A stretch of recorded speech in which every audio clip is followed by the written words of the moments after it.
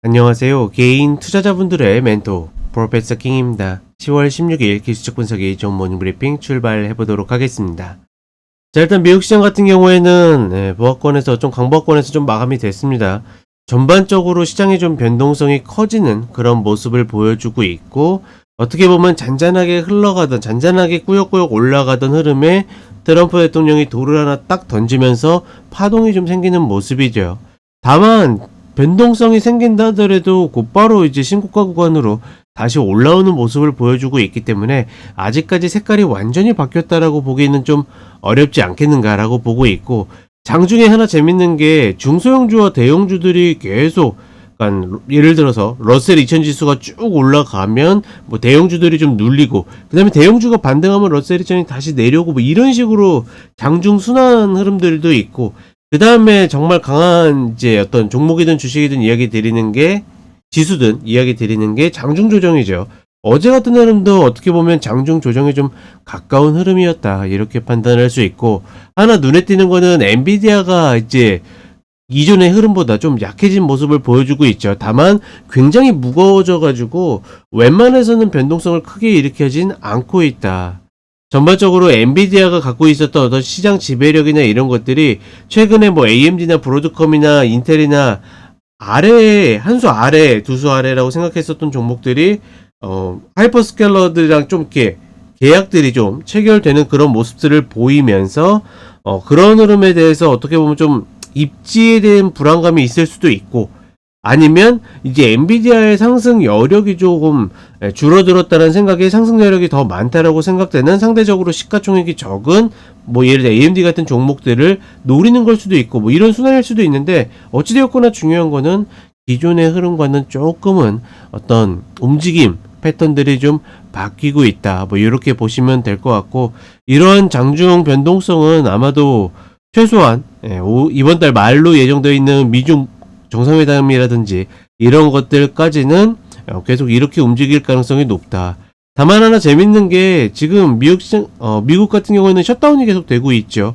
그런데 시장이 그런 것들은 여전히 신경 쓰지 않는 거 보게 되면 아직까지는 흐름 자체는 나쁘지 않다, 뭐 이렇게 판단을 하고 있습니다. 결정적으로 이제 제 방송을 계속 들으시면 이제 나중에 나오겠지만, 하락하는 흐름에서 미결제 약정이 늘어나는 딱 그 증거가 잡혀야지 시장이 어느 정도 눌림이나 추세가 꺾였다, 이렇게 볼 수 있다라는 거 다시 한번 이야기 드리겠고, 한국 시장 같은 경우는 계속 이야기 드리죠.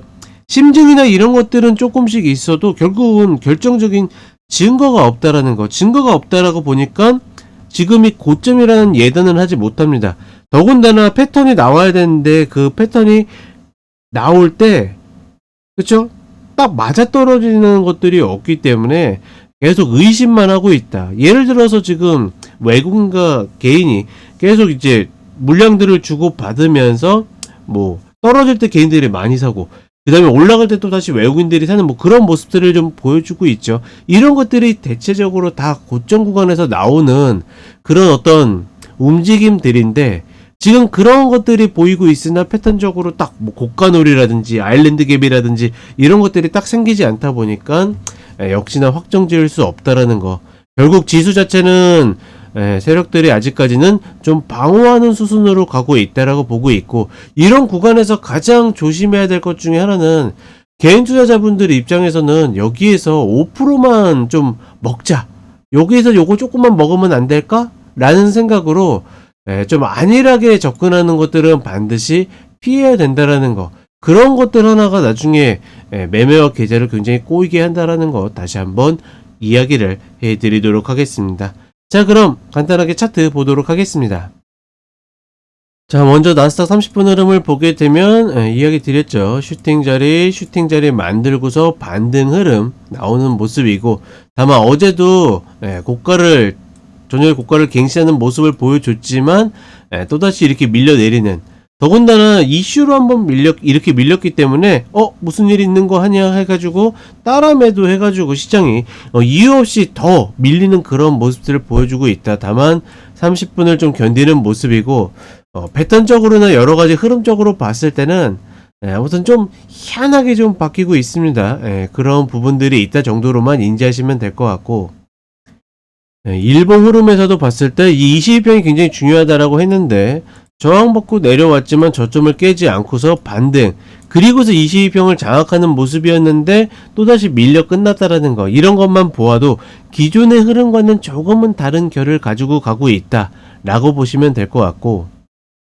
아까도 이야기 드렸던 엔비디아 흐름, 사실 엔비디아가 지금 한 번 정도는 이 150불 라인, 170불 라인은 이미 이야기 드렸는데 내려왔었으니까 이런 라인까지 한번 이렇게 내려와야지 또 매수할 사람들이 조금 더 들어가고 뭐하고 하는데, 지금 계속 좋은 어떤 평가와 함께 매수세들이 계속 반복되고 있기 때문에 이런 자리들이 잘 오지 않고 있다라는 거, 이런 자리들이 오지 않는다라고 그러면 사실 매매적 관점으로도 만만치 않고, 하나 눈에 띄는 건 뭡니까? 역시나 지금 구간에서 음봉들이 빈번하게 이전과 다르게 발생하고 있다라는 거. 특히나 연속적으로 음봉 발생한 경우들이 거의 많지 않은데 이런 흐름들이 확실히 나오고 있다라는 거는 상당히 조심스럽다, 뭐 이렇게 이야기를 드려보고 싶습니다. 그리고 한국시장 같은 경우에는 고점을 찾아내기 위해서 굉장히 용썼으나 실패하는 모습이죠. 다시 고점을 갱신. 이미 이 고점 갱신을 하지 않아도 이때 이미 우리는 알고 있었습니다. 그쵸? 시장이 좋다 나쁘다가 아니라 이미 패턴적으로 여기가 고가라는 증거나 이런 것들을 찾을 수 없다라는 거. 그러니 아직까지는 상승 추세가 유지된 거고, 다만 처음으로 갭을 만든 것들을 한번 메웠기 때문에 이제 이런 구간들에서는 우리가 전혀 무리할 필요 없다. 그러니까 매도를 칠 이유도 없지만 그렇다고 매수에 적극적일 이유도 없다라고 생각하시면 될 것 같고, 전반적으로 우리 시장도 조금씩 순환매가 좀 돌기 시작하는 것 같은데 과연 그런 흐름들이 나올지 그 정도만 체크를 하시면 되겠다. 결국은 내가 지금 구간에서 한국 시장이든 미국 시장이든 접근하고 싶으면 냉정하게는 지수를 보고 어떤 결정을 하기 어려우니 뭐를 본다? 종목 자체의 전략을 본다. 이렇게 보시면 될 것 같습니다. 자, 이렇게 이야기 드렸고 저는 쇼츠로 또 찾아뵙도록 하겠습니다.